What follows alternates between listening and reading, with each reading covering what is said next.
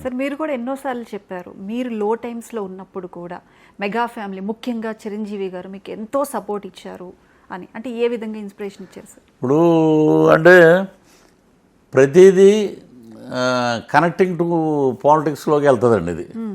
అంటే ఒక ఒక పార్టీలో ఉండి రిజైన్ చేసి బయటకు వచ్చాక 2020లో ఐ గాట్ కోవిడ్.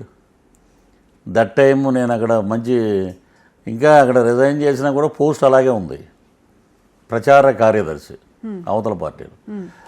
ఇక్కడికి వచ్చాక నాకు బెడ్ లేదండి. బెడ్ అప్పుడు సివియరు. మనం బాలసుబ్రహ్మణ్యం గారు లాంటి పెద్దలందరినీ కోల్పోయాం మనం.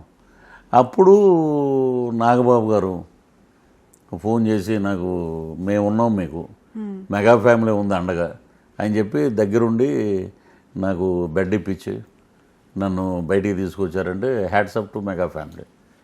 ఆ మెగా ఫ్యామిలీతో పాటు సినిమా ఇండస్ట్రీలో ఉన్న పెద్దలు రాజశేఖర్ గారు, జీవిత గారు కానీ, మిగతా వాళ్ళు కానీ, సాయి కుమార్ గారు, ఆలీ గారు, మిగతా అందరూ, వీళ్ళందరూ ఒక ఎత్తు అయితే మా పాప మా ఫాదర్ లాగా అక్కడే ఉండి, తెల్లవారుజామున ఒక ఆడపిల్ల నైట్లు సింగిల్గా ఉండి, అప్పుడు పైకి అలౌ చేసేవారు కదండి కోవిడ్ ఫ్లోర్లో. సో వాళ్ళందరూ కలిసి మా పాప వీళ్ళందరూ ఉండబట్టి ఆ దేవుడు నాకు ఆశీర్వదించి it is a second birth for me.